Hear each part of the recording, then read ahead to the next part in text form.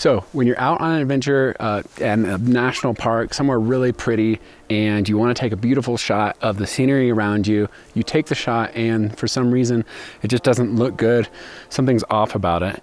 That is where composition comes into play, and that is what we're talking about today, how to make a shot in a place like this look even more beautiful. So stay with us, that's what we're talking about today.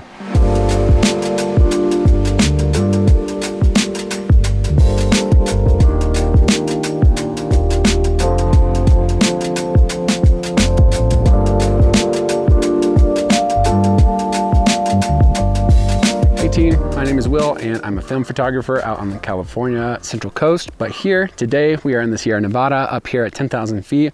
We're camping with my daughter Flora. It's our first camping trip, and it was around this time last year that we found out that we were pregnant. So this place has a significant place in our hearts. This lake actually is called Flower Lake, and her name is Flora. That was actually just coincidence. So if you like videos on film photography or photography in general, scanning, developing, all that, you're in the right place. Thanks for joining me. Let's get to it. So here's the premise. You're walking along a trail just like this, and you're trying to look around for something great to shoot. But you see a mountain, you can't just like point at it. You got to think about how to frame it right, to make it look interesting, to make it pop. So before we dive into composition, we need to really define our subject. And that's going to be how we frame our composition. So what is our subject? Our subject is the main piece of what we're taking the photo of, obviously, but we need to know what that is to place that anywhere in the shot. So we want this mountain. If we want this mountain, we need to know where we're going to place it. So the first and easiest thing to wrap our head around is going to be the rule of thirds. This is drawing a grid, sort of like a tic-tac-toe board on your frame. Some digital cameras can do this, but analog cameras don't really have this. I think you can buy some like filters to put in there to frame it that way. But so using the rule of thirds, it breaks it down into 9 quadrants. So looking at this image right now, we have the mountain in the center.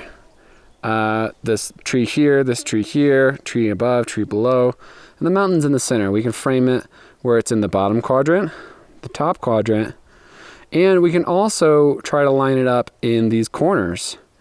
Corner, corner, corner, corner, where these intersections meet.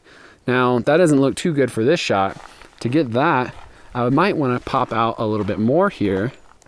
Get it like this. Now we have the mountain in the bottom left. This tree is kind of down that line on the right side, so that looks a little bit better, but still not exactly what we're going for. This is a way to kind of get going on our composition. Here, if we center it, there's actually some other factors that we're going to talk about in just a second that are making this image look even better. But for now, this looks great. We've got the same mountain in the background. We've got Mamiya and Flora in the foreground. And this is pretty hard with this lens, so we can shift over to about a 20 millimeter. And right there at the top quadrant, we have the mountain. In the foreground here, we have Mamiya and Flora. So let's try to take that image and see how that looks. And because we have 2 things that align, this yields itself really well to a vertical image. So I've got a 50 millimeter lens on this. Savannah's holding the camera.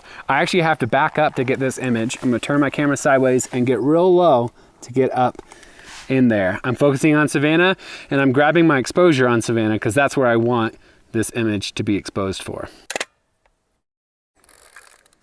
Okay, so that one was an easy one to talk about. Now let's talk about leading lines.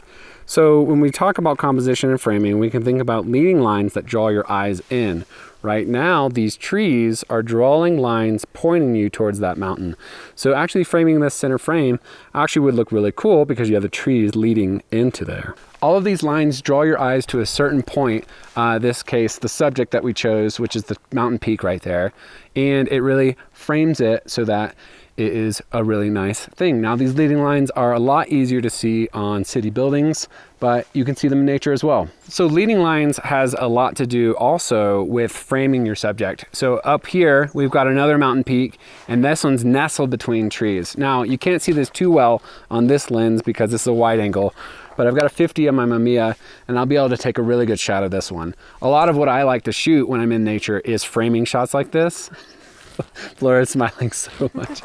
Flora really likes it when I talk. Do you like it when Daddy talks? Yeah.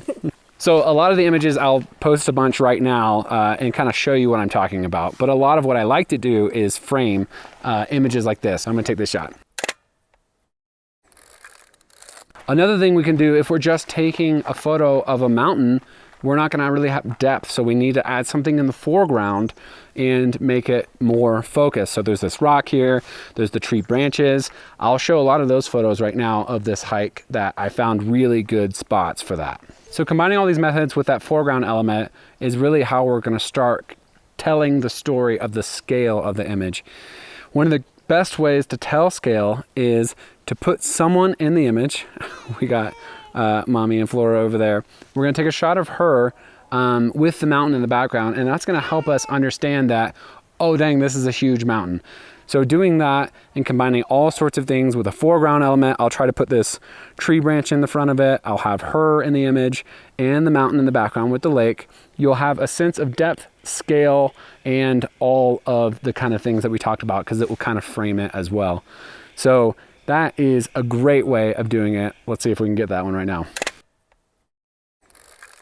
So use all those tips, combine all of them. That is the rule of thirds, the scale aspect, the framing of your shot, and trying to add something in the foreground. All of those things will help you frame and do a lot better job shooting landscapes and just shooting portraits and other types of photography anyways. I hope all these tips were able to help you, and this was a lot of fun shooting this. I've got a lot more composition videos coming down the line. Maybe we'll do some with portraits.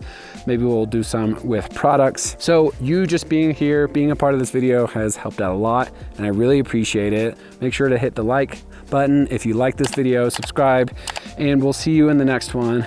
Peace.